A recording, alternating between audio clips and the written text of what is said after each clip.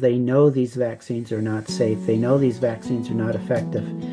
Their lawyers are going to be having a very strong conversation with them saying, you better drop these products before we're sued and we go out of business. Any part of Turtle Island currently occupied by the Westminster system of authoritarianism, disguised as democracy, we want it gone. Every country needs to pull out of the World Health Organization. They have simply become a marketing arm of the pharmaceutical industry. Medical colleges are a medical mafia. And so when people see this, you shouldn't be surprised. You know, it really is that bad. This is going to undermine Canada's credibility going forward, whether it's trade negotiations, security, all kinds of matters. Unfortunately, there's somebody behind them counting the pennies and telling them what to do way too often. And this is one of the things we need to rescue our doctors and nurses from. There's now 2 courts that have clearly said the government acted unlawfully and unconstitutionally when they invoked the Emergency Measures Act.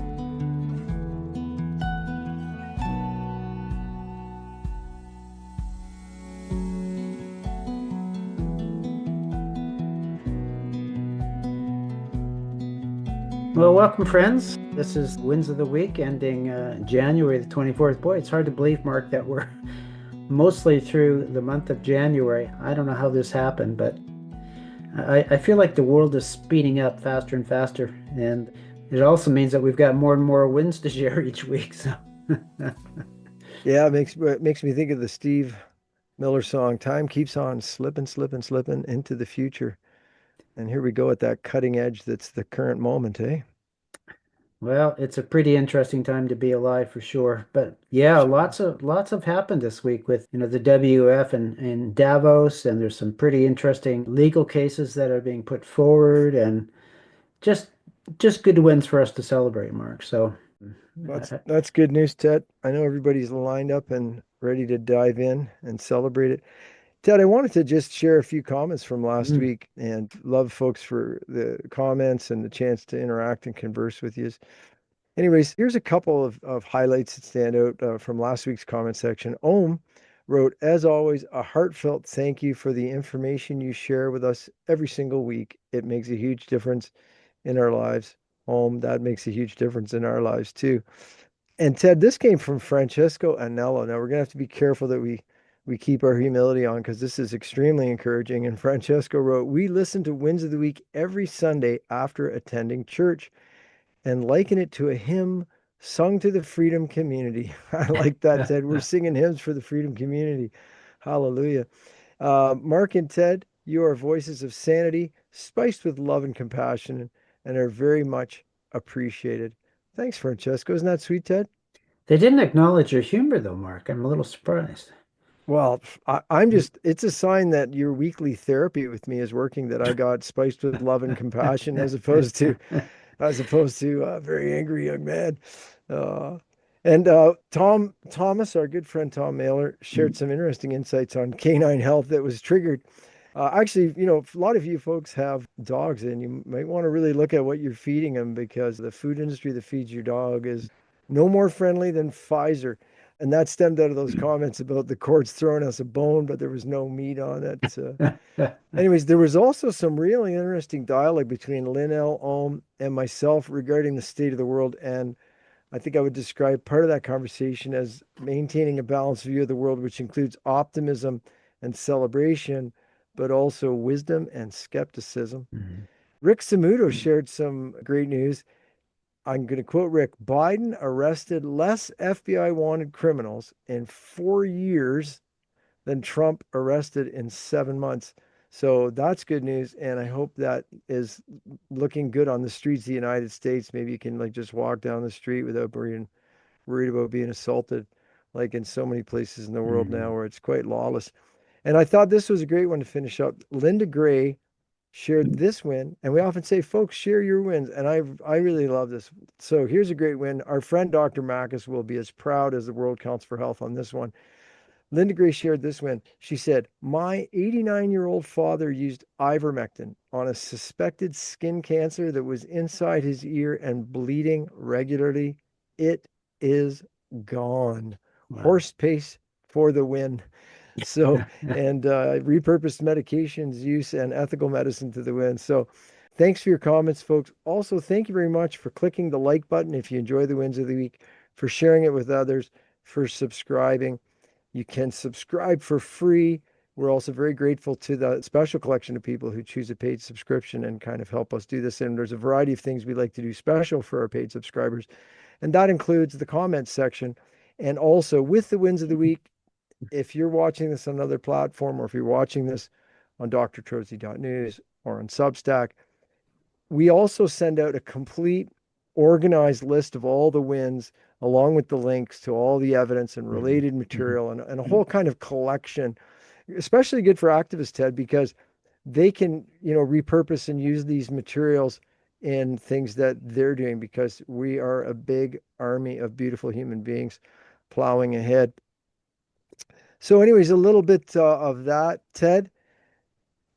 I guess we do have quite a list of wins, and there's a few. I know we might have different favorites, but there's a few of these that just tickle me pink, folks. I think you're going to be happy to hear them. Where would you like to start, Ted?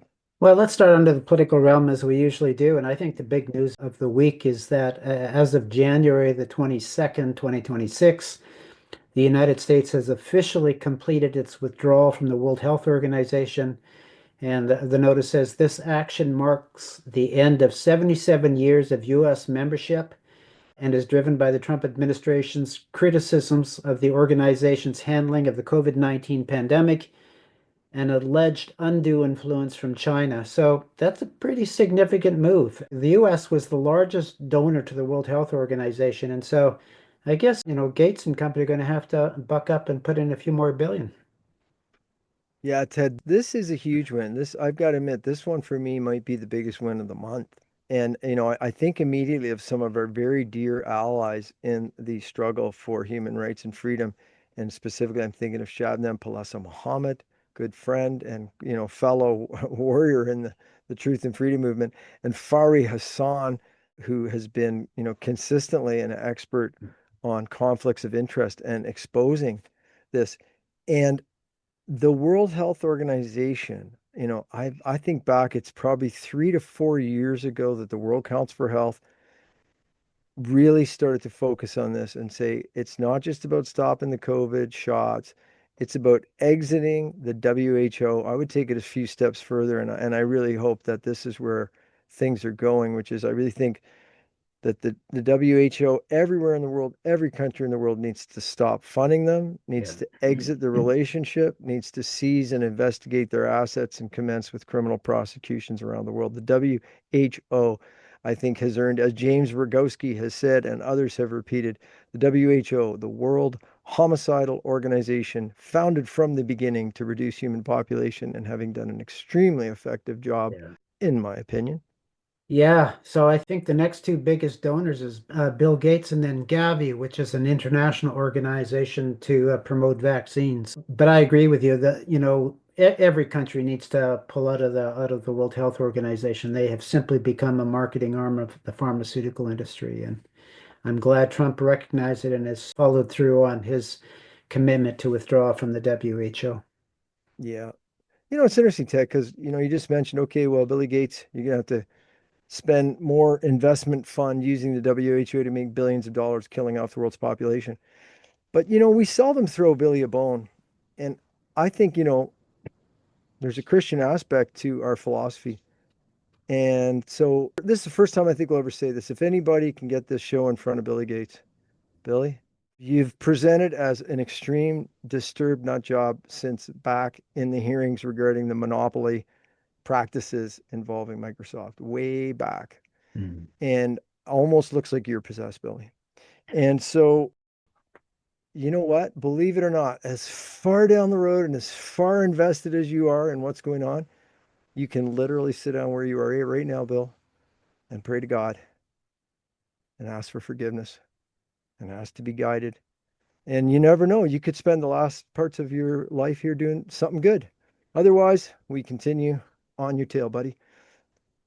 So, hope you don't mind me just sharing that. We should speak to everybody. Well, I was just going to say, maybe Father Troza, you would hear his confession if he's open to I would, because after the last few years, I've it. survived so much disturbing hardcore realities, I could handle it really. Well, Ted, there's a couple other big, I mean, these are big wins. The WHO, the United Nations, the World Economic Forum, you couldn't pick three bigger beast heads on the beast right there. And I think myself repeatedly, I've given lectures and I've put those three on the screen together when we're just trying to go, who is the problem? What is the worst organizations of the globalist parasite class? So what's beautiful is not only do we have the US now fully exited from the WHO. Like, I mean, that 3 years ago, that was nothing but a dream. Yeah. And now we've got a couple of wins regarding the World Economic Forum. And the first one comes from one of their own. So at the World Economic Forum recent reunion, the BlackRock CEO, who's also the co-chair of the WEF, Larry Fink, has acknowledged this, that the elites, so I call them the parasite class, but the elites have lost public trust. So during his opening remarks at this year's World Economic Forum in Davos, Switzerland, Fink said, and I'm going to quote the by, for many people, this meeting feels out of step with the moment. How does an established institution make a difference in an era of deep institutional mistrust? He asked. And there is some truth to the critique, he continued. Will anyone outside of this room care what we are doing here? The BlackRock CEO asked. Fink went on to argue that the main reason people mistrust the elites, or as I would say, parasites, is that the gains in wealth over the past decades have gone only to a small number of people. Wow, yeah, Ted. I mean, the centralization of wealth. He said that prosperity has to be felt by many people, and the wealth created since 1990 in developed nations has accrued in a far narrower share of people than any healthy society can ultimately sustain. So there you have it from one of their own. Ted, what are your thoughts on Larry Fink and his comments? Well, I think what he said is absolutely true, that there aren't people outside of the room that really care about what they're doing there, and that there is no confidence. There's no trust in this organization to serve the people. But my skepticism rears its ugly head when I hear things like what Mr. Fink had to say. I don't trust him, and I don't believe that he's saying things to actually beg for forgiveness. I think this is part of a psyop saying, I'm going to tell you some truth that I think some of you will be able to hear, but have no illusions that we're going to change our direction or our ways of doing things. So I think he's trying to appeal to the masses by being a bit of honesty here, but I don't believe for a second that they're going to stop their imposing their will on the people of the world. Yeah, yeah, for sure. Well, luckily, Ted, somebody else took the stage at the WEF. What? I mean, I know there was a lot said, and I really want to enjoy the whole thing. But what did President Trump have to say during his Well, special he address he, there? he had a few good ones. He and Carney were duking it out up there. He told Carney that Canada isn't very appreciative of all the things the United States does for them, and Carney, had his own jabs back. I think Carney's an embarrassment, but I'm probably biased in that. But one of the things that Trump did say that I liked, he said that the Green New Scam is perhaps the greatest hoax in history. And he noted that countries like Germany, which have embraced this green energy ideology, produces less energy now than it did years ago. They're paying higher prices for energy and they have less energy security. So that's some pretty damning comments there. And then he said, he wants Europe to do well, and he highlighted the common heritage between the U.S. and Europe. But then he says, Europe is heading in the wrong direction due to left-wing policies on energy, government spending, and mass migration. So I think he dropped a really good truth bomb there. Yeah, I think it's fabulous after Fink admits that they're losing trust. Somebody who has probably gained a lot more trust than them, who just exited the WHO, calls out their green news scam. Well Yeah. done. Well, here's something, Ted, from the Epoch Times. This is an Epoch Times opinion titled Canadians Can't Accept Recasting China from Top Security Threat to Strategic Partner. And this, of course, is tying into the person you just mentioned who you don't trust, in my plenty of evidence, unelected and then fakely elected Prime Minister of Canada, Mark Carney. So Scott McGregor wrote this during his visit to China. Prime Minister Mark Carney spoke about Ottawa Beijing's relations entering a new era, characterizing it as a strategic partnership with references to, believe it or not, he was willing to say it, to a new world order. Canadians should pause here because the gap between recent warnings and current rhetoric has become impossible to ignore. So it's only months earlier the Prime Minister stated that China represents the single greatest threat to Canada.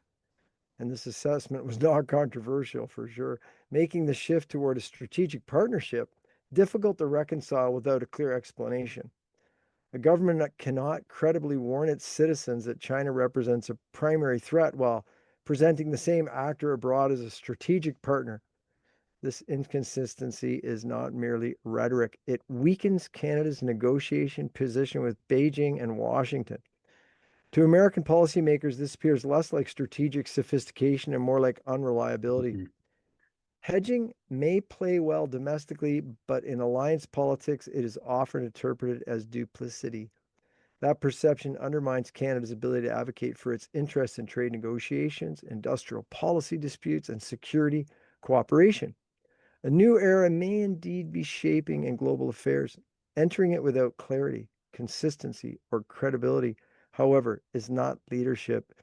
It is improvisation. That from the Epoch Times. Ted, what are your thoughts on this Prime Minister Carney and his visit to China? Well, I think Scott McGregor have just dropped quite the truth bomb here. I absolutely agree with him how Carney has gone from declaring China is the greatest threat to Canada, and now they're butting up with them.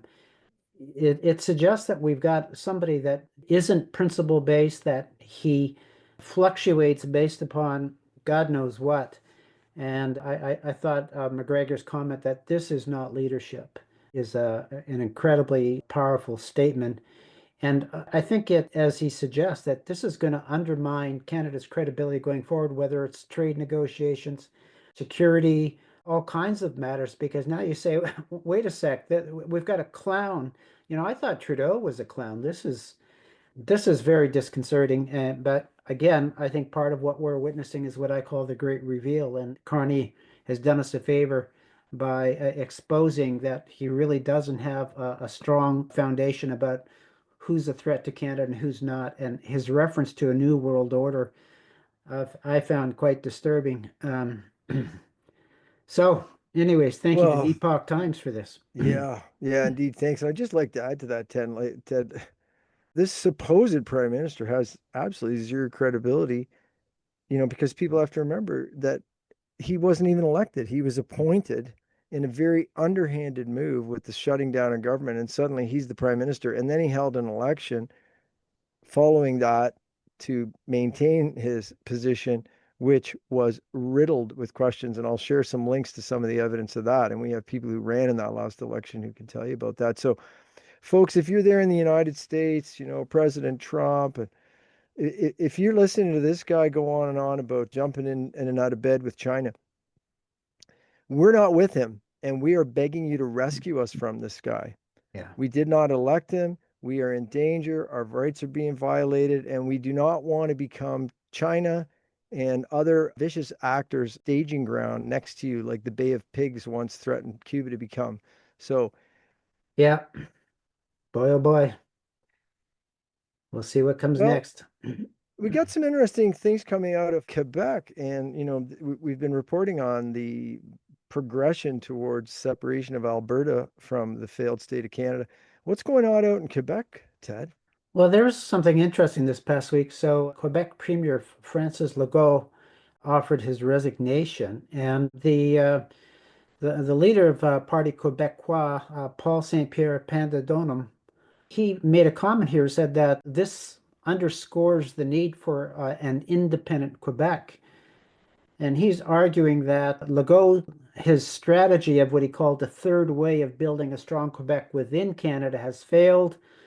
And he's pledging this leader of the Parti Québécois that with their election that's in October this fall, if his party wins, they will hold a referendum on independence in Quebec. So things are heating up in Quebec. So we don't have just Alberta talking about independence. I'd say that this is a serious action on the part of the Quebecois leader, and Carney's going to have his hands full. I think elbows up isn't going to work well with addressing the concerns of two significant provinces in Canada.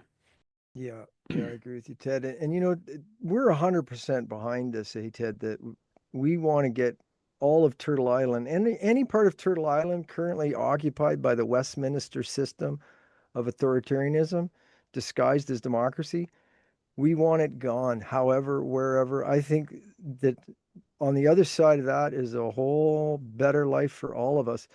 But and I think one of the challenges that this is going to face in Quebec, Ted, is, and it shouldn't, and I'd like to put a little grease on the wheels.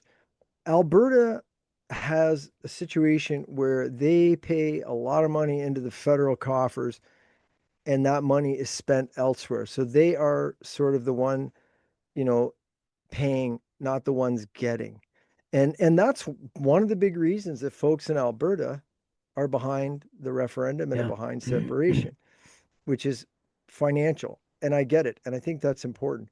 But one of the things that surprised me, Ted, is literally, and forgive me, folks, I know I focus on this a lot because it ain't over, but literally, these governments just lied to and medically violated and poisoned and killed a lot of people with this COVID operation. Mhm. Mhm. And I think for me, if I was in Alberta and I was like, I got a couple of reasons to want to get out of this. Well, what are they? Well, one of them is I don't like the financial situation of paying more than we're getting. And the other is they're trying to kill my kids. Right. Number two would be the bigger item. Now, Quebec is on the other side of this agreement because Quebec is one of the receiving provinces. So Alberta pays more than they get by far, and Quebec takes more than they give by far. And that is why the economics have somewhat within Quebec gone against separation. They're like, oh, we want to be separated, but we don't want to give up the welfare checks. And I mean more of a provincial welfare situation. So I would just like to encourage folks in Quebec. Truth and freedom results in prosperity, regardless. Don't be afraid of that. Don't be afraid of that. And there's lots of reasons to get out of the Westminster system of government and become an independent state, regardless of whether or not there are some short-time financial balance sheet issues. So I would just like to encourage Quebecers to just keep going for it. And Mhm. trust me, truth and freedom, you will have prosperity. Plus, you'll stay alive, as will your kids and grandchildren. Well, Mark, and we know that when you're entrenched in a welfare system, it actually impedes your ability to take responsibility for your own life. I mean, there's arguments for short-term welfare, but when it's generational, it actually weakens individuals, it weakens families, it weakens provinces. And I think Quebec has all kinds of resources, whether it's hydroelectricity, whether it's, minerals that they could be developing, but they don't have to because they get welfare check.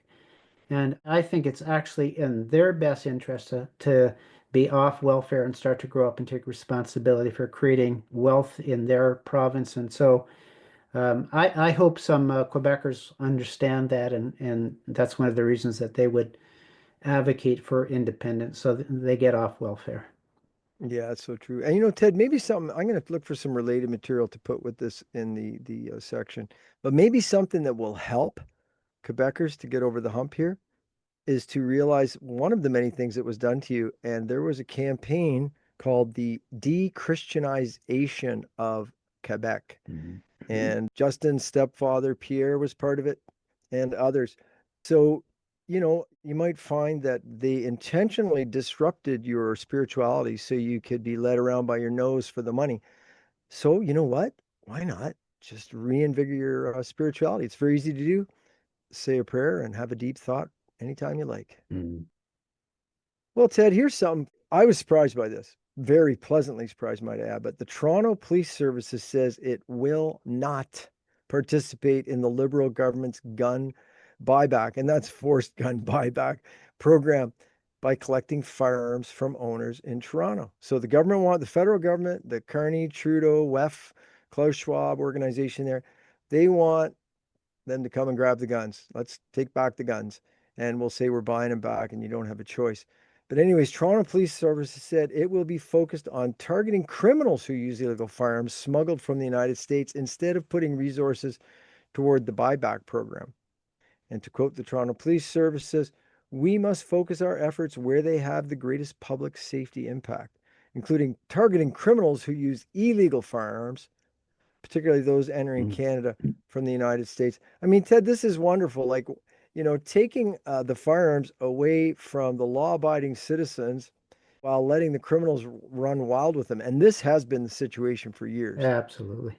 So to me, this is wonderful news. And this really gives me some respect for some of the leadership in the Toronto Police Services. You guys might have got an F like almost everybody during the COVID operation, but that's okay. You're on the mend. Yeah. And make sure as well to those police services, please make sure you're tapping into our information about how to survive the jabs, because I think you all had them.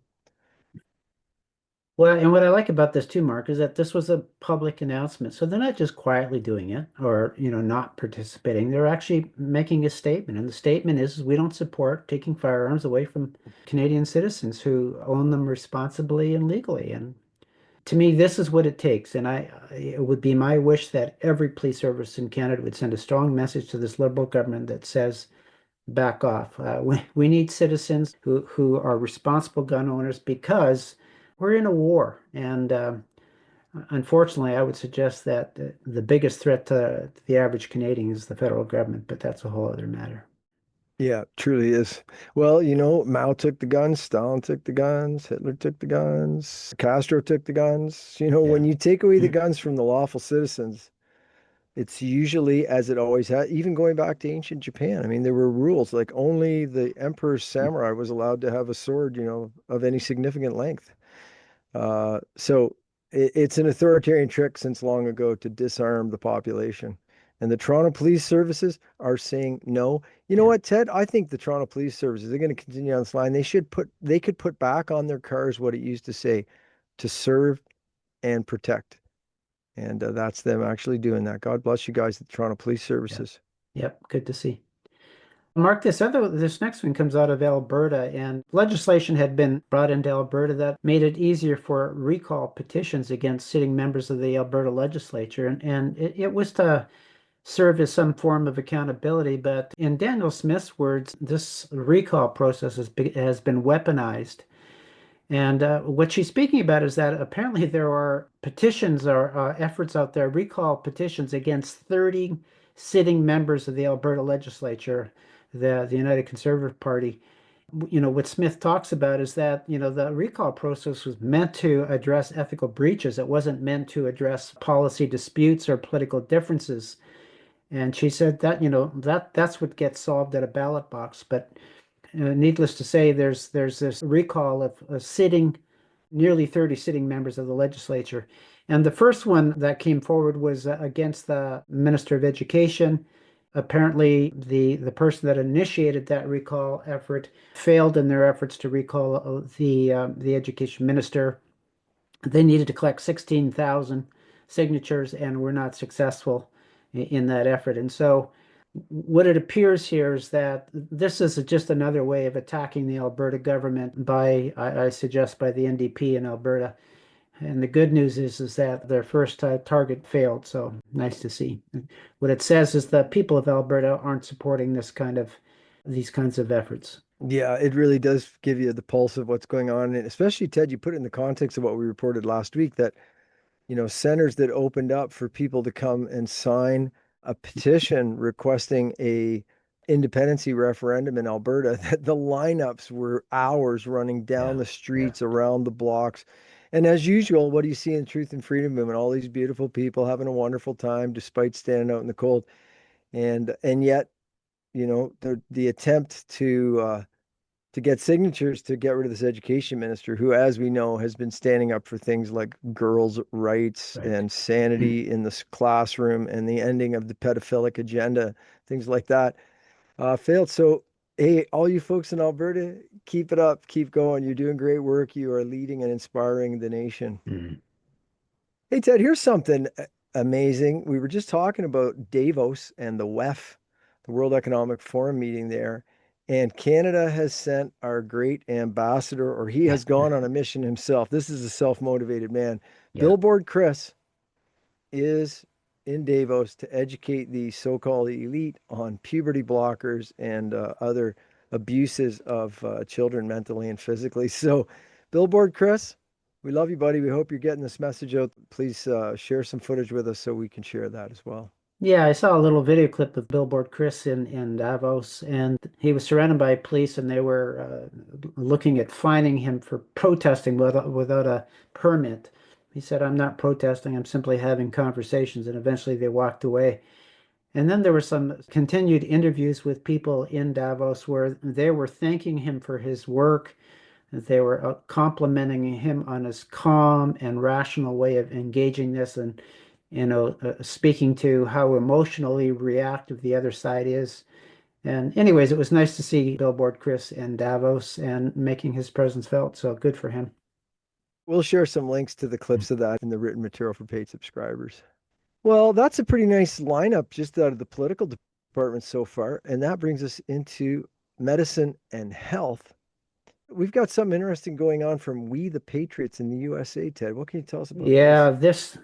this might be, from my perspective, the biggest win or at least effort. So we, the Patriots USA, have sent a certified letter to Robert F. Kennedy, who's the Secretary of HHS, formally requesting that they initiate rulemaking to amend the vaccine injury table to align with the recent changes that were done a couple of weeks ago to the childhood vaccine schedule in the state. So, as many people are aware, it reduced the number of required or routine vaccines on the schedule from, I think, 17 to 11. That removes like dozens of vaccines off the schedule. It's not that they're not available, it's that it no longer is considered to be a routine. Well, as part of that effort, and this was a question that I was wondering about, and Aaron Siri, the great lawyer in the States, was talking about this. Now that these seven vaccines are no longer part of the routine schedule, that should require an amendment to the so-called vaccine injury table. And that's the table that provides compensation to the vaccine injured in the United States through their vaccine injury compensation program. But the downside of that is that it's the taxpayer who's paying for the injury, not the vaccine manufacturer. And the potential here by removing those vaccines from the CDC schedule, the follow through should be that it now removes those vaccines from the vaccine injury table.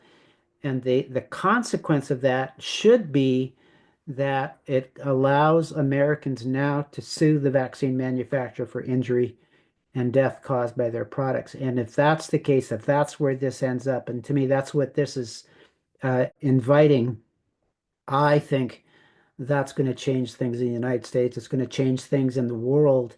When vaccine manufacturers are now legally liable for injury and death caused by their products, I think I've said this before, Mark. I believe the very next day they will drop a whole bunch of vaccines from their manufacturing process because they know these vaccines are not safe. They know these vaccines are not effective. Their lawyers are going to be having a very strong conversation with them saying, you better drop these products before we're sued and we go out of business. So I think there's a little bit of chess happening here, and I'm delighted to see this next step by We the Patriots USA. Yeah, I think this is a wonderful move, Ted. And it does make so much sense because it's been a no-lose game. I mean, unless you think about karma and love and some sort of deep, criteria like that. But for the vaccine industry, it's been a can't lose game. We Right. can cause all the autism we want. We can kill all the people we want. We can give myocarditis to all kinds of people. And it's not our problem because the government recommended the shot. So the best you can do is kind of get down on your knees and beg the government for a little money through this program. But if they're not part of that program anymore because the federal government isn't recommending it or endorsing it, then suddenly, instead of getting on your knees and begging, you can go to court and sue them. Yeah. And I agree. This changes the game hugely, and I really hope we, the Patriots USA, are successful in this move. And I wouldn't be Mhm. surprised if they aren't. And the Google Drive document to look at that, folks, is of course in the extensive material for paid subscribers to Yeah, enjoy. yeah.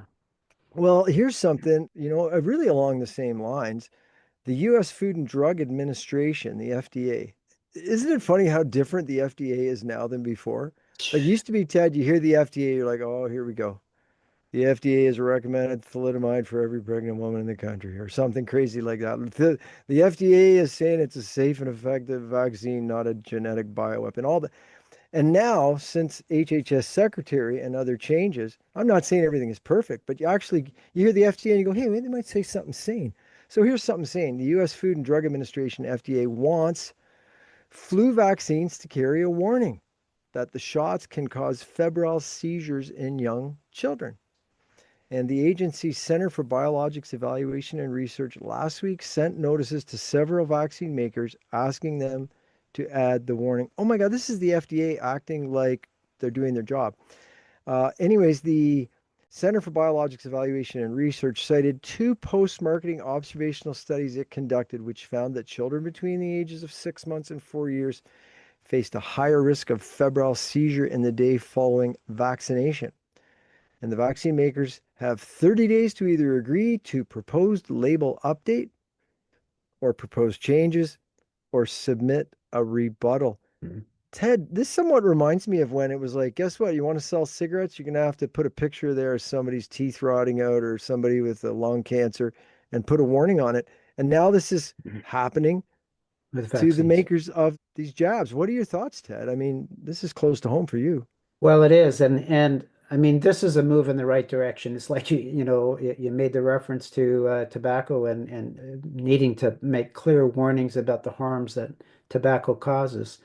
This is important to warn parents so that they can be better informed to make an informed decision. And so, my disappointment is, I mean, I think these things should be pulled from the market. They're not safe, they're not effective. We shouldn't be poisoning our kids with this, but let's recognize that we have to move in that direction. And as we continue to make progress, it'll get easier and easier for the public to understand that vaccines are neither safe nor effective. They actually harm the immune system. But this, as you said in your comments, Mark, I mean, it's like, oh my God, maybe the FDA is actually going to do what it's supposed to do. And glad to see it moving in this direction. Yeah. And for a lot of I think of our friends or our audience are the counselors that are advising and shifting the narrative where they are. If you've got anybody who's sort of thinking, hey, yeah, I think I'm going to give some influenza shots to my baby. So, first of all, we recently published the Cleveland study on involving 50,000 people, and that the flu vaccine has a negative efficacy. In other words, you are about 27% more likely to get influenza during I think it was 5 week period following injection. Yeah. So people are like, well, maybe a little febrile. I mean, no big deal if my kid gets a fever and has some seizures. First of all, that fever and that seizures is probably also an indication that they're having some brain injury, and you might find that kid's not Absolutely. the same for the rest of their life. Yeah. And meanwhile, not only does it not work to prevent the flu, it increases the risk of the flu. There's absolutely no reason whatsoever. And I wish they would add that. US FDA should say you got to carry a warning about febrile seizures and you got to make sure people know, then the warning, you're more likely to get influenza if you take this shot. But Yeah, we're shifting the narrative, right? The Overton window is moving. Am I correct, Ted? it is, and that's the good news. So let's celebrate that. Well, Here's what do we got from Dr. Malhotra? yeah, he's weighted in this week. There was a peer-reviewed scientific review in the Journal of Insulin Resistance that was written by Dr. Asim Malhotra, and it calls for an immediate suspension of all COVID shots. And what he states is that real world data shows that they cause more harm than good. Hallelujah, that's the truth. And so it goes on to provide some of the numbers here. It says data from the British yellow card system shows that 1 in 120 people who have received at least one mRNA injection suffer an adverse event that is beyond mild. There's data there from Norway talking about the dangers. There's data from the Pfizer Moderna trials that concluded the absolute risk of a serious adverse event from the mRNA shots was 1 in 800, which massively exceeds the risk of COVID-19. And so part of this article talks about a leaked audio from a June 2022 meeting between Israeli researchers and the Israeli Ministry of Health, where they revealed the Pfizer jab caused long-term adverse effects and is associated with more severe side effects with repeated doses. The researchers wanted to warn the public, and the ministry, in this leaked audio, altered their final report to say that adverse effects are mild and short-lived. And then following that, the government canceled any further research into adverse effects. This is, the tyranny, the deception, the criminality is being exposed. And so I'm delighted that Dr. Malhotra is providing a very strong message that says these shots need to be stopped. They cause more harm than good, period. It's time that these criminals be taken into account, Mark. Yeah, yeah, it sure is. And, yeah, one has to have a special sort of, for me, a special respect and gratitude to Dr. Malhotra, because as folks know, at the beginning of the COVID operation and the forced injections campaign, he was taking it at face value. This is a good thing. Right. He recommended it. His father took him. His father died. And that was a big wake-up call. And he had the mental fortitude to face it with logic and realize, like, oh my God, I like helped encourage my dad to take an Yeah. ultimately deadly shot. And and once again, I just want to emphasize, yes, these shots have adverse events. Even the government data, which has been highly manipulated to obfuscate danger, still shows danger that's unacceptable. Keep in mind, folks, please, if you haven't, please look at my presentation, the true efficacy of COVID-19 vaccines. They make you more likely to get COVID. So there's no benefit. There's nothing to gain. No, it's Uh, all it's all risk and no benefit. It's all yeah, harm and no benefit. exactly. And these numbers, 1 in 120. I mean, some people love to skydive and play risks. It's like, oh yeah, I'll take a chance on getting COVID. I'm going to take COVID shot, 1 in 120 chance. It's far worse than that, folks. You've been following the research that we're doing. The shot doesn't stop killing people and hurting people in the first weeks and months. It's a long-term commitment to autoimmune disease, autoimmune collapse, cancer, and a variety of problems. So thank you, Dr. Malhotra. Continue, please, to plow forward, sir, encouraging Yeah. the world to get off the shots. Well, Mark, my new mantra is that if you've been vaccinated, you're vaccine injured. No ifs and buts or maybes. It's a degree of the injury, Yeah, but nobody escapes injury. You can't be poisoned the way we're poisoned with vaccines and not be harmed. Ted, I totally support what you're saying. We look at Dr. Thomas' work and others where you see, and even the recent study we presented, people that don't take shots are healthier for life. Yeah, And actually, Ted, someone asked me that question last week. They go, "Do you think you're vaccine injured?" I'm like, obviously. yeah, Obviously, I yeah. am. I'm not going to live as long as I would have. I'm not as healthy as I would have. I have more health problems than I would have. Doesn't mean we all have to throw in the towel, but there's no question we'd be healthier without them. Well, we got some legal wins, don't we, Ted? We do. Well, here's one from a former Ontario teacher, Carolyn Borjowski. Hi, Carolyn. Hope you're watching. Carolyn has settled a defamation lawsuit against her previous school board after the school board chair called her transphobic when she tried to raise concerns about the content of some of the books in the school libraries. In November 2024, the Ontario Court of Appeal permitted Borjowski's defamation lawsuit against the Waterloo Region District School Board and the former school board chairman, Scott Pietkowski, to proceed after the school board had appealed an earlier court decision allowing the case to go ahead. Pietkowski said that in a January 18th, 2022 media interview that comments Borjowski made during the presentation, and I quote Carolyn, were questioning the right to exist of trans people. So he was saying that she was questioning the right of trans people to exist. Anyways, I don't think she was. The board and Pietkowski ironically attempted to have the lawsuit dismissed using the anti-slop law, which is meant to avoid lawsuits used to silence people speaking out on issues of public interest. When it was Borjowski who was being silenced, what a twist, eh? They'll twist Yeah, anything. yeah. Borjowski said in a January 17th post that the defamation lawsuit was settled, but she did not provide further details. So Borjowski stated, 4 years later, I can finally finish my speech, and it can be found at her website, canceledteacher.com. Borjowski testified also, Ted, at the NSI hearings in Kitchener, Ontario. And folks, you can find that at the National Citizen Inquiry.ca and on the Rumble channel, etc. Ted, What do you think about this one? Little freedom of speech going on here. Well, I think Carolyn Brzezowski is a hero. She is a school teacher who saw a problem in the school with the kind of materials that were made available to young children. She stood up. She was attacked. She was removed from her position as a teacher by the Waterloo Region School Board, defamation by the school board chairman, and she persisted over these many years to hold them to account. And she was asking for 1.6 million as part of the defamation lawsuit. I don't know what the settlement was. I hope it was very generous. I think it should send a very strong message of support for people like Brzezinski who stand up. Her hearings, her testimony at the NCI hearings in Kitchener was very heartfelt and very strong. And Mark, I don't know if I told you this, is that I went up to congratulate her after her testimony in Kitchener, and she said, "Hi, cousin." I said, "Why are you saying that?" And she goes, "You and I are first cousins." And I didn't even know it. Wow. That's Anyways, neat. yeah, it was a pleasure to finally meet a cousin that I haven't seen in 50 years. I said, "Has your mom and siblings supported your efforts?" And she said, some have not. So just like other families, you got some who understand the importance of truth and others who don't. But anyways, it was a pleasure to meet my cousin after all these years.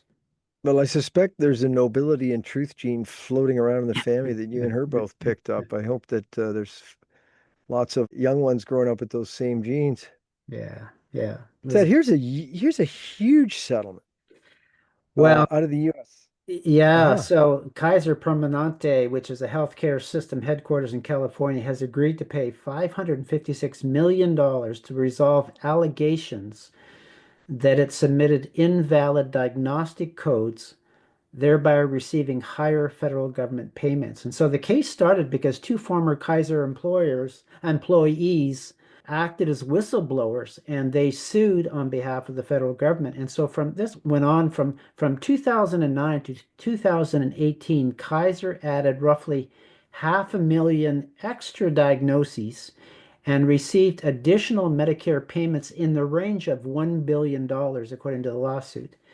And the United States alleged that Kaiser systematically pressured its physicians to retrospectively add diagnoses to patients' records. Pretty interesting, the deception that was a part of the system there.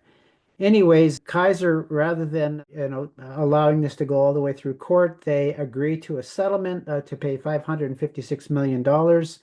Half of that amount will be paid back to cover the government's losses. The whistleblowers in this case will receive $95 million as their share of the total recovery. And Kaiser was also required to pay more than $764,000 in legal fees to the lawyers who represented the whistleblowers. So, bit of a punishment for Kaiser.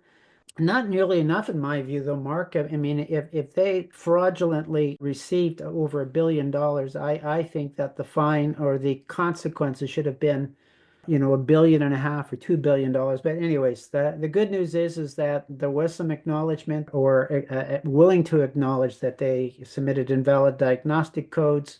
There was some financial penalty.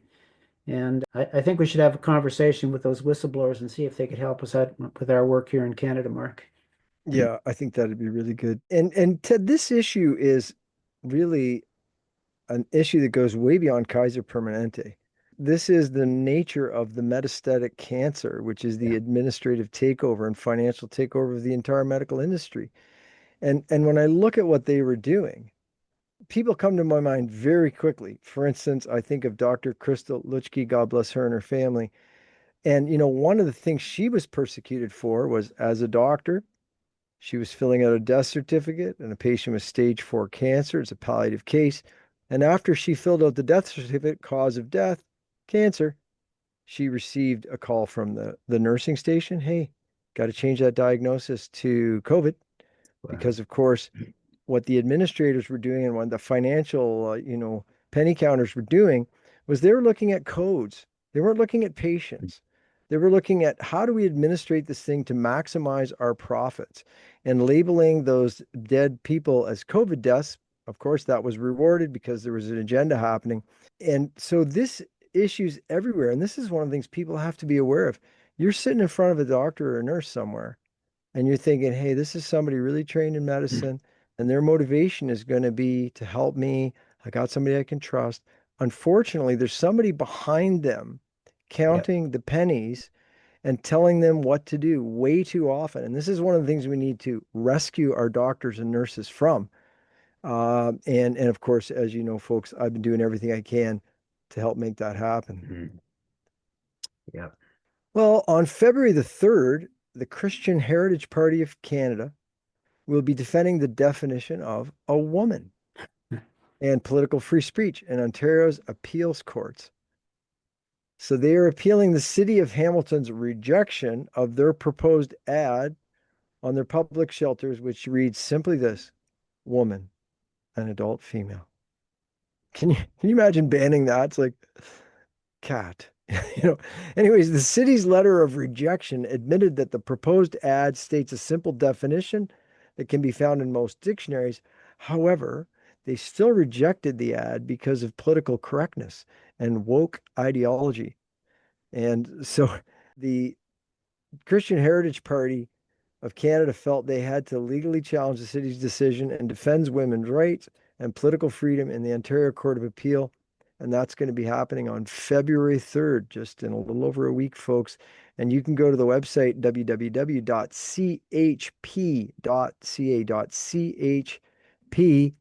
to learn more and find out more about the Christian Heritage Party. Pretty bizarre, Mark. I mean, something as basic as woman and adult female is rejected by the city of Hamilton. You gotta wonder what what kind of mind control, what kind of deception, what kind of what happens to these people, Mark? Yeah, I don't know. Like, it's a good point. Like how many times does a person have to veer a little off course until they find themselves going the exact opposite way of a reasonable course in life? And that's where these people are at. You look at it on the surface, you say like banning somebody from putting up a thing that says woman, an adult female. You know you're off course, folks. Yeah. Come on, Hamilton, wake up. Where's all those bikers in Hamilton? I thought they had a lot of just basic people to call a spade there. Get out and get busy. Yeah, 1984. But kudos to the Christian Heritage Party and Rod Taylor for appealing this. And what it does is it's part of accountability, but it's also exposing really the bizarre ideology that has infected, boy, not only our schools, like we just talked about with Carolyn Bajowski, but our cities. Every level has been affected. Yeah, it Yeah. certainly has. Ted, the next win in the legal section, for me, this was the other biggest win of the week. And can you tell us about what's going on with the Children's Health Defense and the American Academy of Pediatrics? I would agree with you, Mark. I think this is a fabulous one. So, Children's Health Defense in the United States has filed a major lawsuit against the American Academy of Pediatrics under the Racketeer Influenced and Corrupt Organizations, which is called the RICO Act. And their claim is that the AAP has been profiting from the vaccine cabal since the passage of the National Childhood Vaccine Injury Act of 1986. The AAP has forcefully and intentionally spread the lie that vaccines have been fully tested and proven safe. And they've done this through their journal, which is called Pediatrics, and through their Red Book policy statements. And so what they're saying is that the AAP has concealed material facts about the lack of testing and inadequacy in vaccine safety monitoring, also financial incentives tied to vaccine schedule compliance. And they say that the AAP's fraudulent behavior has resulted in death, injury, and the violation of basic human rights. The lawsuit implicates a medical trade organization for decades of fraudulent health risk denials. And they say this is not unlike the tobacco industry's fraudulent denial of health risk of tobacco. So they're suing to stop decades-long scheme to defraud pediatricians and American families about the safety of the childhood vaccine schedule. The plaintiffs include families of three children who were killed by childhood vaccines, a child whose valid medical exemption was rejected by administrators who followed the AAP guidance, and two physicians who lost their licenses to practice medicine because they offered advice that contradicted the AAP guidance. And so what they're saying is for decades, the AAP, the American Academy of Pediatrics, has spread disinformation, including the unfounded claim that vaccines are safe and effective. And they say those fraudulent claims have resulted in the injuries and deaths of countless children, and they've also ruined the livelihoods of honest pediatricians. Mark, this must be music to your ears. Well, it sure is, Ted, because again, folks, sitting there looking at their doctor or looking at a doctor, and on the issue of vaccines, even before the COVID shot, I mean, that's what got me on the ice, but even the old-fashioned mercury and aluminum vaccines that cause autism and other health issues, all the doctors appear to be saying the same thing. Like every doctor they go to, every pediatrician they go to says, these are safe and effective. It's the best way to protect your child's health. And if you don't, you're an irresponsible parent. And we're going to call it, children's services. And the reason is, folks, is just look at the lawsuit, is there are major financial incentives. The AAP encourages pediatricians, even Canadian pediatricians are jacking up their income by hundreds of thousands. And the Americans, I mean, you're talking up into the million plus Mhm. zone of extra income for doing this. Now, you might say, well, certainly not every doctor is a complete slave to money who would do something that evil. Oh, okay, maybe not. But the other side of it is that what happened to the ones who didn't do it? What happened to the Dr. Thomases that just Right. gave their patients informed consent? They had their licenses stripped. Yeah. So this is a major important offensive against the bad guys by Children's Health Defense and the American Associate or American Academy of Pediatrics. You've lost all credibility. It will never be returnable. There will be a new pediatric professional association in the US. You guys are going to be done. I'd Yeah. like to call that prediction if I may, Ted. Well, and Mark, the next one is another big blow to this whole cabal. So maybe you want to talk about that one. Yeah, this one comes from Texas Attorney General Ken Paxton, who launched a landmark investigation into the financial incentives medical providers receive to vaccinate children. The inquiry seeks to expose the multi level, multi industry scheme that has illegally incentivized medical providers to recommend childhood vaccines that are not proven to be safe or necessary. And Paxton said, I will ensure that big pharma and big insurance don't bribe medical providers to pressure parents to jab their kids with vaccines they feel aren't safe or necessary. Paxton is issuing over 20 civil investigative demands to some of the largest U.S. medical providers, insurance companies, and vaccine makers. Texas parents should be able to trust medical providers' recommendations for their children's health, Paxton said. And he further said any provider or entity whose medical guidance is fueled by financial incentives from an insurance company, big pharma, or otherwise will be exposed. Historically, kids in Texas have been forced to receive over 70 shots from birth to age 18 to continue receiving medical care, according to the press release. And according to data obtained by the very wonderful Dr. Mary Tyler Bowden, a specialist in Houston, Texas, a review of hospital prices provided by Houston Methodist Hospital revealed. Now, this one's going to shock you folks. Everybody's going, well, how much did they get paid for this shot? Okay, check this out. This is the price of a hit on the average innocent human being in Texas during COVID. Hospitals collect up to $5,920.50 per COVID shot. Bowden said that if she had vaccinated the 6,000 patients that she treated properly for COVID with safe and effective treatments, she would have, if instead of treating those patients, if she'd shot them up with this genetic poison, she would have made, get this, folks, 35,523,000. So, folks, it's no wonder that doctors went along with fraud. And it's also no wonder that those doctors, like Dr. Bowden, who don't get down on their knees for an extra 35 million and instead take the beatings to tell the truth and save Yeah. people's lives, are precious souls. As is Ken Paxton. Ted, what are your thoughts on this? Well, it's shocking how money has dictated how doctors provide medical advice. But this is not new. Dr. Paul Thomas, as you've mentioned, He lost his medical license to practice medicine in the state of Oregon because he honored informed consent.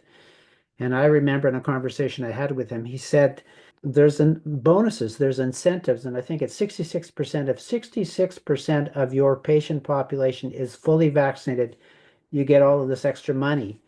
And his wasn't, because many of his patients would refuse one or more or all vaccines.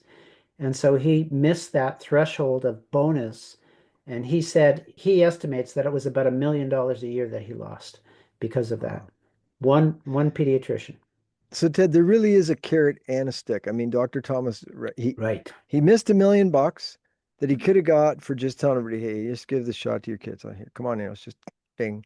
He missed $1 million, and instead they actually revoked his license, destroyed his practice, and denied a couple thousand beautiful kids from getting to have that wonderful doctor. It really is a full-blown carrot and stick to keep the doctors sticking the needles, isn't it, Ted? Yeah. Yeah. Sure is. This Well, we got some good news from Elon Musk. What's yeah, going on? yeah. He's helping somebody here, isn't he? Well, this is the last one under our legal category here, Mark, is that he's bankrolling a lawsuit that's been launched by Dr. Ethan Hem against the Texas Children's Hospital. And the lawsuit is for malicious prosecution of him when he exposed the hospital's practice of committing gender transition procedures on confused and vulnerable children. And so Haim was indicated by the Biden Department of Justice ostensibly for sharing confidential patient records in violation of the Federal Health Insurance Act, even though the materials that he exposed were not patient charts. The names of patients were redacted. And in spite of that, he faced up to 10 years in prison. But fortunately, the case was dismissed after Donald Trump became president again in the United States. So Dr. Haim is suing the Texas hospital. He's also suing the lead surgeon there, a number of them actually, the general counsel, for all for their role in this war on him. He says that they knowingly lied to professional officials to fabricate a story that would serve to predicate as the predicate for a criminal investigation and eventual prosecution, and says that the defendants concocted allegations against him that they knew were untrue. And Trump, he pledged back in 2023, Mark, to pay the legal bills of anybody who was unfairly treated by your employer due to posting or liking something on his platform. And Musk decided he would help out this good doctor with his lawsuit against Texas Children's Hospital. So good for the doctor, good for Elon, and good for the children of Texas that this mangling and harming of kids is being exposed and put a stop to. Yeah. Yeah, this is a very good move by Elon, and certainly Dr. Haim is really focused on an important issue. And I think for friends who look at this and go, come on, this is just, it's hard to believe it's this bad. I mean, these medical colleges, and included in his suit here is the Bayer College of Medicine. And a lot of people think, well, they can't really be that bad. I mean, this is sort of like mafia kind of activity, setting a guy up with fake criminal charges, etc. And I'm reminded of a meeting that occurred much earlier in the COVID era. And that meeting included, I don't think it's province census, Dr. Roger Hawkinson, Dr. William Mackus, Dr. Julie Ponesse, I believe Dr. Paul Alexander, and myself. And Dr. Mackus, who his conflict with the medical college preceded COVID. So he'd been dealing with them since they were part of the cabal whose goal was to steal his research and bury it, doing great work on cancer. And he said to us, guys, you don't understand who you're dealing with. This is a mafia. The Right. medical colleges are a medical mafia. And so when people see this, you shouldn't be surprised. It really is that bad. Mhm. And thank God for people like Dr. Elam Haim, who will, point out what's going on in the scary castle of the children and then, deal with the major kickback by the medical mafia. Yeah. Yeah. Well, Ted, we got some citizen action to report today, don't we?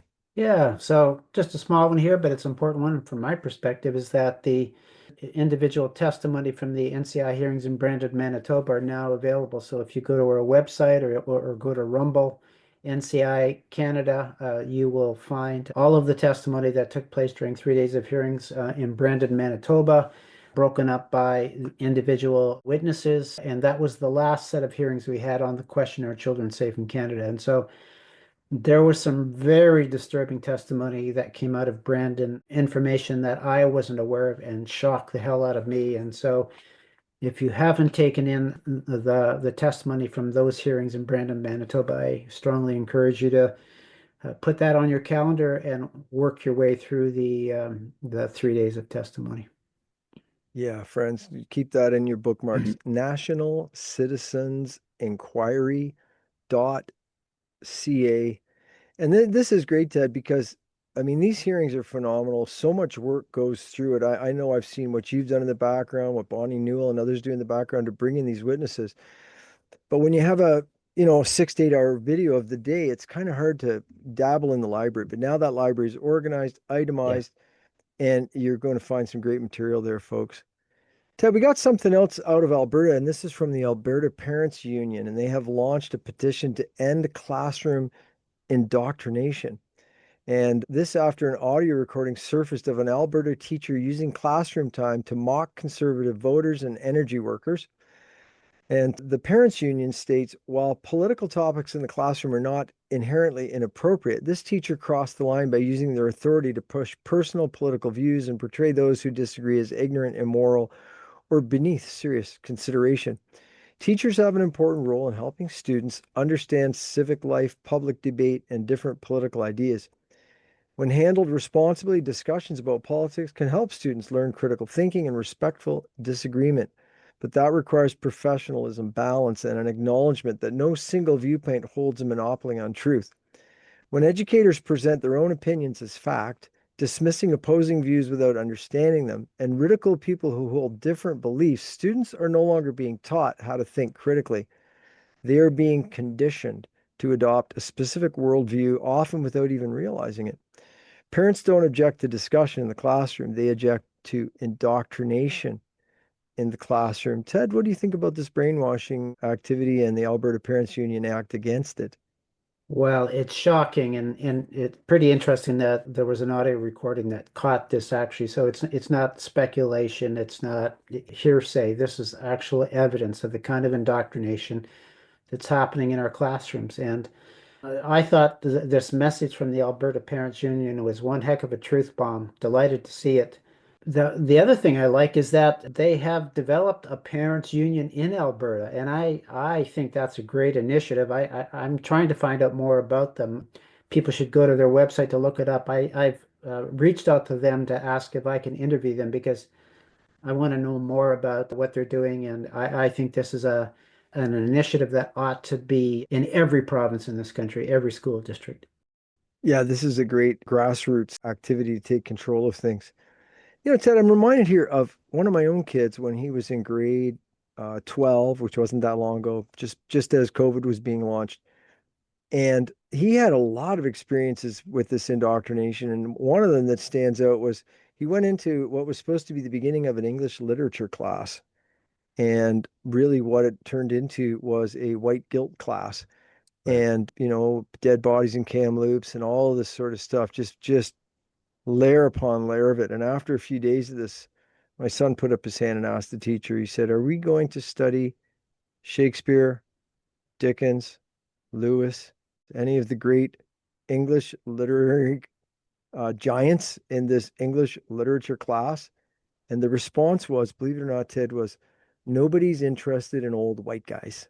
And Wow. my son picked up his books and had the backbone to just leave the class and replan his academic pattern from there. So Good it's for a him. real issue, Ted. It really is. Yeah.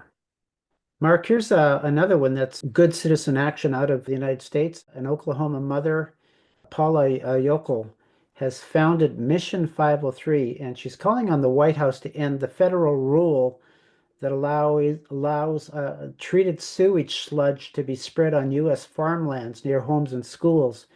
She said the policy exposes families to massive volumes of toxic chemicals.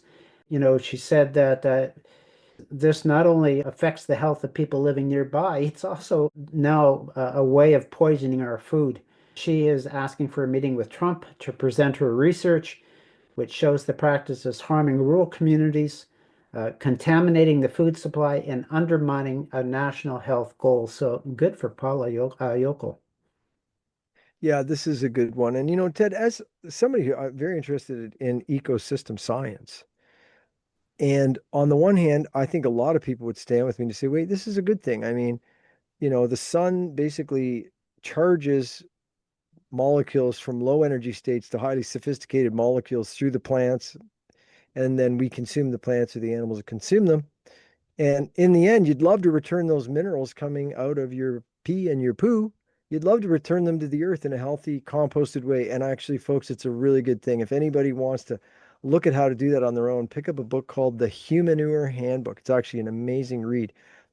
However, what is in the public septic system is anything but just some healthy pee and poo from people eating natural food. Yeah, You've got the oil change that got dumped down the drain. You've got a bunch of pharmaceuticals, et cetera, et cetera. And so indiscriminately taking, city sewage, putting it on the fields, I think that's something that should be looked at. And I think Paula Yokel should be commended as we are commending her for doing so. yeah, yeah. Well done. Well, Ted, we've been talking a little while about the Kamloops situation with the claim of many dead bodies that can never be found, and Dr. Francis Widdowson, who continues to ask the question, and which makes sense. If we're going to base our opinion, if we're going to base our action, if we're going to base our hatred in our society on something, better make sure it's real.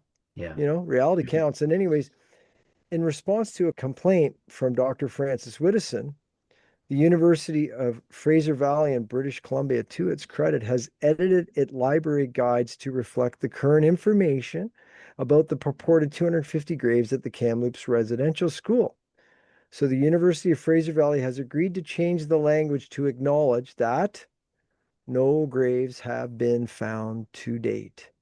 And the prior language just stated 250 children's bodies have been found at the Kamloops site. Mhm. So Dr. Frances Widdowson, despite all the eggs that she has received chucked at her by rabid, indoctrinated people, she's actually got a university to go, you know what? We're going to go with the facts. No graves have been found to date. Ted, BC man yourself, what are your thoughts on this? Yeah, I was pleased. I was pleased for the University of Fraser Valley that they acknowledged that a change was needed in their information that they were putting out to students to be in alignment with what the actual facts are. So congratulations to them. And it's Mark, this is a stark contrast to what happened when Francis Widdowson and Dallas Brody and others attended both the University of British Columbia yesterday or this week, and a couple of weeks ago, the University of Victoria. And in both of those situations, the students that were there, it's not even a protest, it was a mob mentality. It was just unbelievable that our supposedly educated young people are behaving in such brutal and obnoxious ways. And as a former graduate of the University of British Columbia, I want to rip up my graduation certificate and send it to the UBC and saying I'm ashamed to be associated with the University of British Columbia. Kudos to Dr. Francis Widdowson and Dallas Brody for continuing to stand in the face of this fire and refuse to back down. And so I applaud them. We're coming up to 5 years, Mark, when, they made this declaration that the graves of 215 children were found in Kamloops.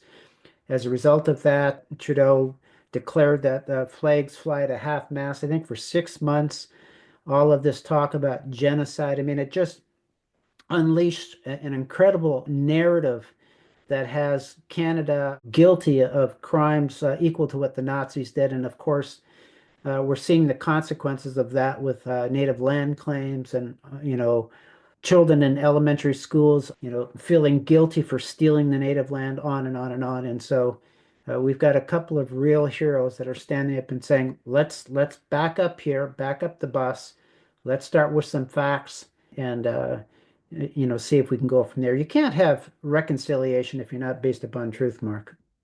Yeah, no, it's so important. And Ted, this is one of the big ways that we've all continually been manipulated is they get us emotionally charged on an issue to the point where asking the questions about the underlying facts that which reach the conclusions which drive the anger Yeah, are regarded as acts of contempt themselves.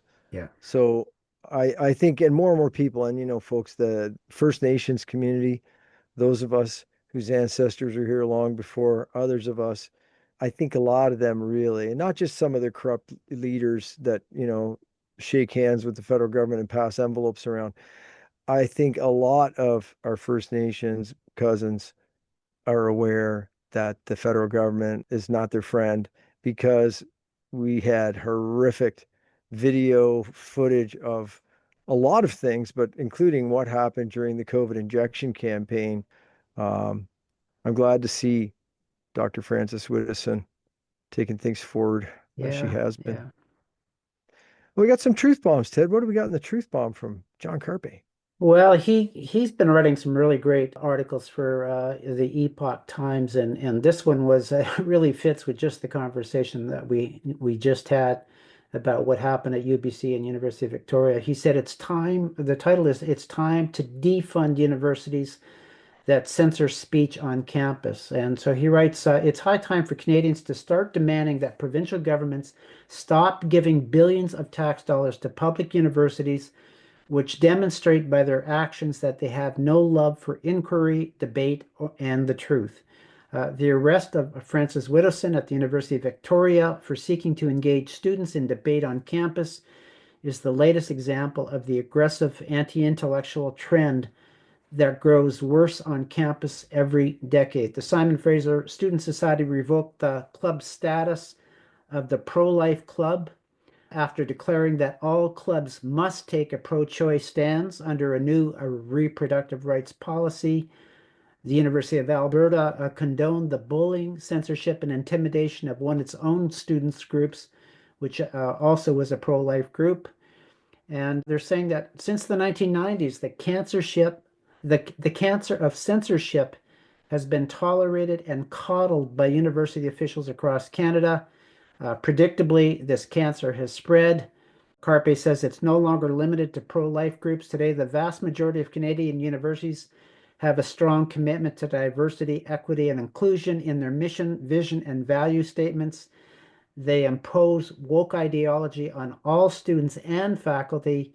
He says they have a very limited willingness to uphold free expression, open inquiry, and the pursuit of truth. So he goes on to say provincial governments can start fixing this problem tomorrow. It's not complicated. The ministers of advanced education or post-secondary learning in each province can inform university presidents that continued taxpayer funding will be provided only on the condition that universities protect free speech and facilitate the pursuit of truth through open inquiry and debate. I think John has nailed it. That's exactly what's needed. Mark, your thoughts? Well, it certainly fits with some of our earlier conversation, and I think that we've got to make a point to make sure that this essay by John Carpe gets in front of the Minister of Education in Alberta, the province most likely to do something about that. Yeah. And that, of course, is the Minister of Education who's been standing up for other things like gender or like male and female rights, and that they weren't able to take down. So let's make sure we get that, folks, to Alberta members of provincial parliament and the Minister of Education there. Yeah. Yeah. We got some here from the beloved Brian Peckford. Folks, if you don't know, Brian Peckford is the last living co-author of the Charter of Rights and Freedoms of Canada. So this is Brian Peckford's response to the Federal Appeals Court decision. And he wrote this, will this cruel time of our, and what folks, that decision we're talking about is the Federal Appeal Court rejected the appeal by the Liberal WEF Trudeau Carney to overturn the decision by a previous court by Justice Mosley that the invocation of the War Measures Act, now known as just the Emergency Measures Act, against the Freedom Truckers and that violent crackdown, that was not called for, that it was inappropriate, it was unjustified. So recently, the Federal Appeals Court, as we reported last week, upheld that decision and said to the Liberal government, no matter how much money you're willing to spend from the taxpayers, the decision stands. It was unjustified use of power. So, Brian Peckford, the champion of human rights in Canada, his response to that decision, he said, will this cruel time of our history be acknowledged? Has the Parliament of Canada met to admit and acknowledge its monumental error?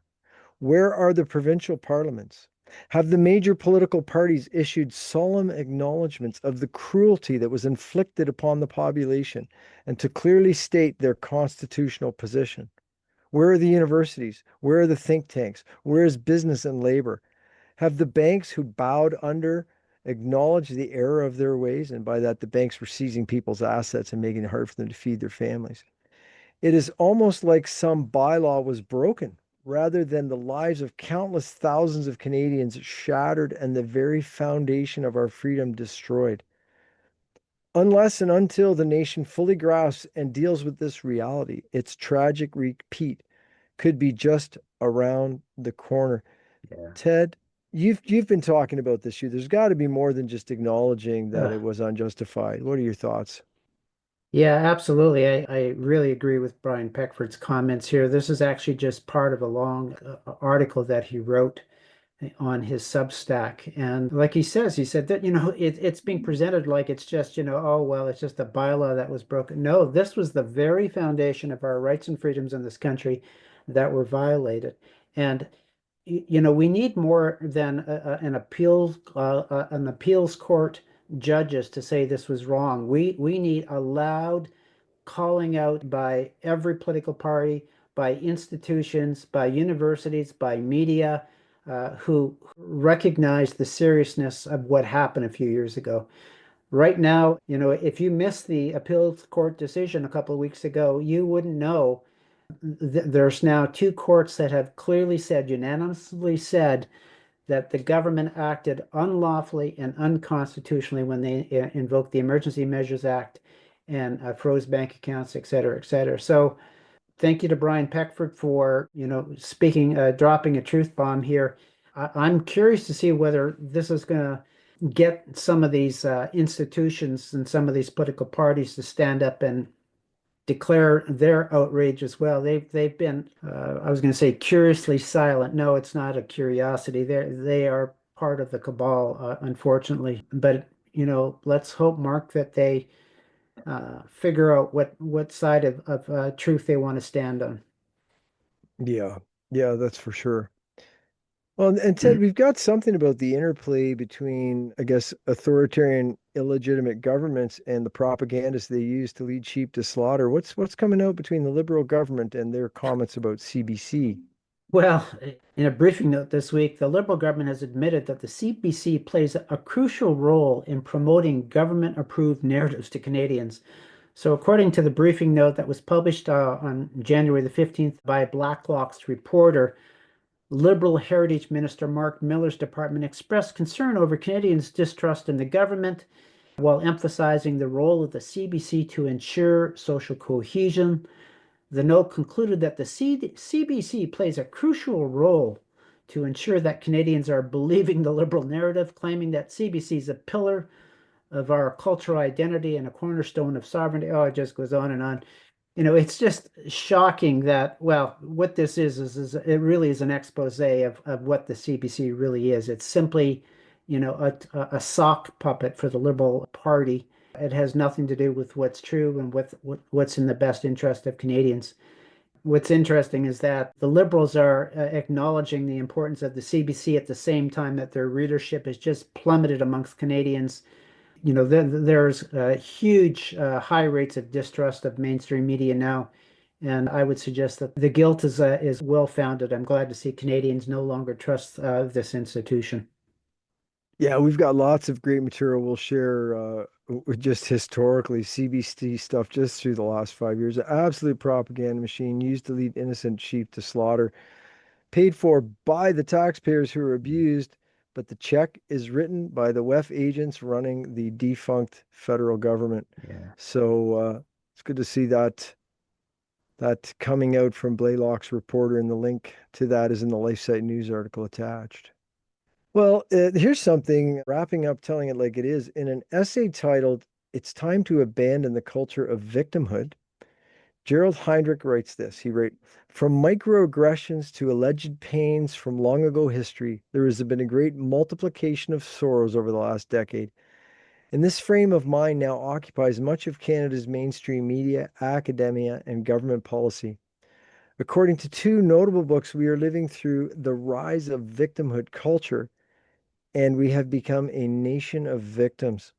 The proliferation of grievances is so significant that, according to the author Pascal Bruckner, there now exists a complaint competition, each trying to drown out the other." Ted, as a long experienced clinical psychologist looking at society, what are your thoughts about this business?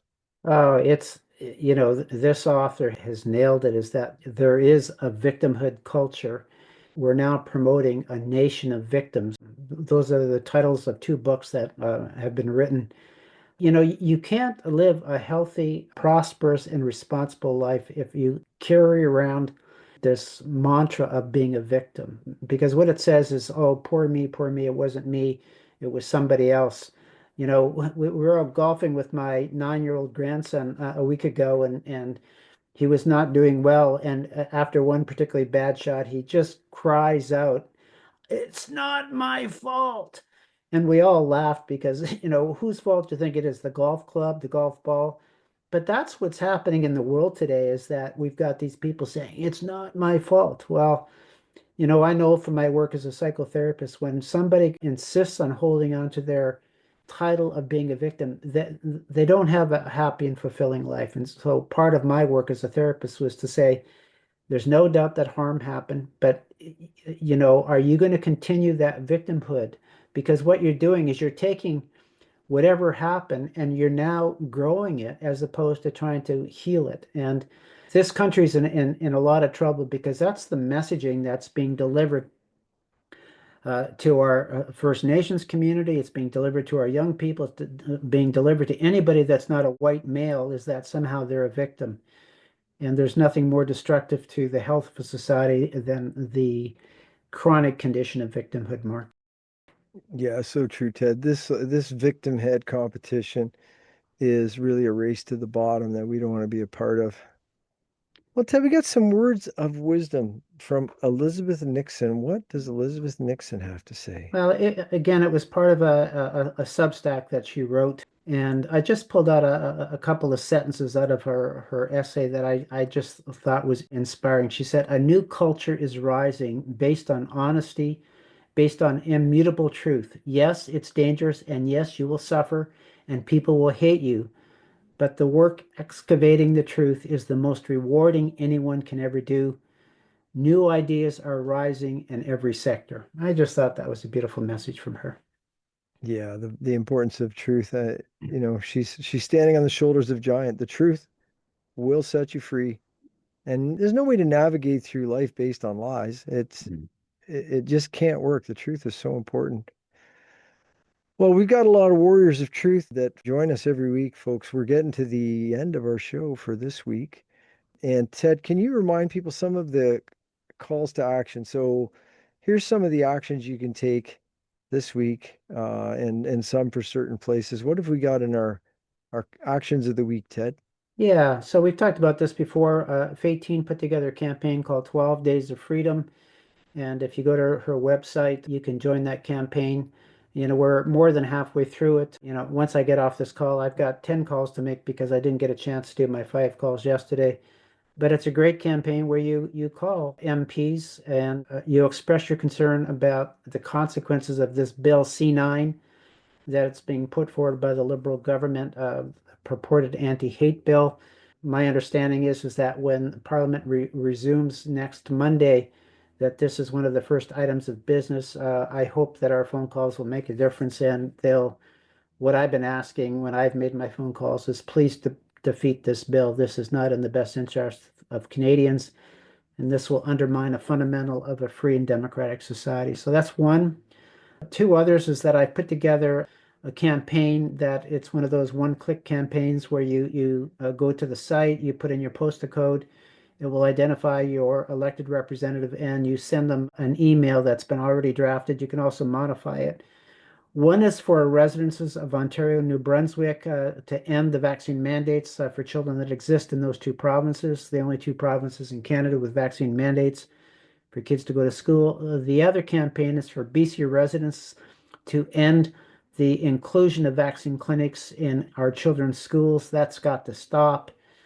And then the last one is, as we talked about the Alberta Parents Union and the petition that they've put forward is about access to school board meetings. And so again, this is the same organization, but they're saying that the access to school board meeting information is being restricted by some school boards in Alberta, and they want open access recordings of those meetings. And so good for them for that effort. Yeah, those direction calls to action, Ted. And I'd like to add one other call to action. Friends, as you know, very motivated with the Trozy team to get real solid, affordable, but serious solutions for people in this spike generating world, in this genetically modified world. There are many victims of the COVID operation, injections, etc. And so I really appreciate folks. You may not be in a position to donate to the startup fund to make this happen. Mhm. If you are, I'd really appreciate it. And either way, sharing it, promoting it, we'll put a link in today's, and you can find it easily at drtrozy.news. But appreciate all your help with that, because once we get that initial startup funds in place, we're about 3 months from people having access to unquestionably the best supplement pack at the best price, at the highest quality, and the full dosing to involve more than 30 micronutrients best selected for that. So I really appreciate Wow. folks' help with that. Ted, I'm going to miss you till next week, although I know we have other work to do, so I don't really have to be stuck missing you. It's been a great lineup of wins. Yeah. Thanks to everybody for joining us. And Ted, as usual, we're going to go out on a great musical note. Friends, you may have noticed in the last few weeks, because we're now for the first time also publishing Wins of the Week video on YouTube, which introduces some other elements. So what you'll notice is the song that we like to play at the end, you're going to have to click the link to open the song. So the video will end, but you just click the link and carry on. And this one came from our dear friend Charlene. Charlene, I hope you're having a wonderful day as you watch that. And you and Tom are going to head out into the woods and hunt for awesome edible mushrooms. He's so good at that, eh? I get the Mhm. photos from Tom. It's incredible. But anyway, she sent this one, and I think this is beautiful because this is a flash mob in Spain creating a symphony on the street of Beethoven. And folks, not only is this a great piece of music, but just watching this unfold as people in a public square see one musician start playing part of the symphony, and little by little, other people coming in. It just is a beautiful, playful thing about humanity at our best, and also the response of everyone, old and young, enjoying this height of Western culture, Mhm. Beethoven's Symphony Number 9. So, folks, I hope you'll click the link and enjoy that video. Thanks, Charlene, for sending it. Ted, thank you, to everybody at Vaccine Choice Canada, at the National Citizens Inquiry. Remember, folks, the National Citizens Inquiry, Brandon, Manitoba hearings are now up and can be viewed, itemized, cataloged. Choose your expert, choose your witness, and find out about the lack of safety and what we're doing about it in Canada. Thanks, Mark. Pleasure as always. Look forward to seeing you next week. I look forward to it, and I know we have work to do, I think, as early as Monday. So that's tomorrow when We've this got video lots. comes out. Yeah. God bless you, Ted. Thanks, friends. Have a wonderful week. Please take care of yourselves. Take care, everybody.